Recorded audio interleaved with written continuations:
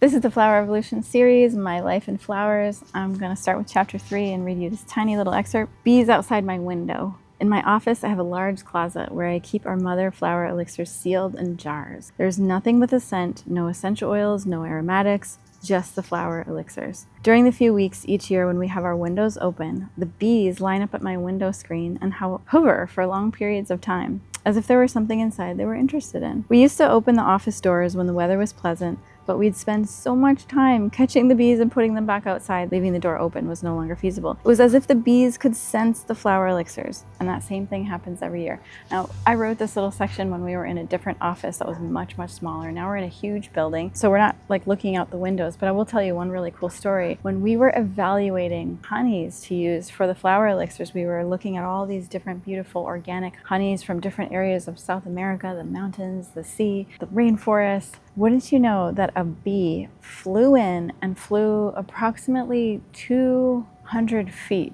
to get to where we were testing the honeys, and it landed on a honey, and we ended up letting the bee select the honey. So the one that the bee landed on, that is the honey that we use to this day for our flower elixirs, because we figured the bee would know what was the best. The other interesting thing we know is that if you take flower essences regularly, what you'll find is that during the summer, the bees kind of flock to you much more than other people. Bees just want to come around, they want to be around you.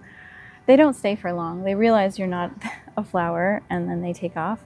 This happens so often. Or if you have a glass of water with flower essences, the bees will come around the glass of water, even if there's no sugar or no sweet or anything in there. This is actually one of my favorite chapters. Chapter 3 is like my favorite chapter of the book because it's talking about how flowers radiate energy, how they purify us and make us happy, that plants are psychic and how we know plants are psychic, and also how plants and flowers and trees communicate with each other, how sympathetic resonance works, and how water records energy, especially the energy of flowers. And there's a really beautiful exercise at the end showing how you can infuse the earth's life force into your water and what a difference that makes. So if you want to try it out, you basically take a purified water and you put it in a glass, something with a top or a cover, and you can put it in any color that you like, and then put it on the ground outside overnight. And then in the morning time, go and collect your jar and drink that water. Do that for 30 days and see how you feel.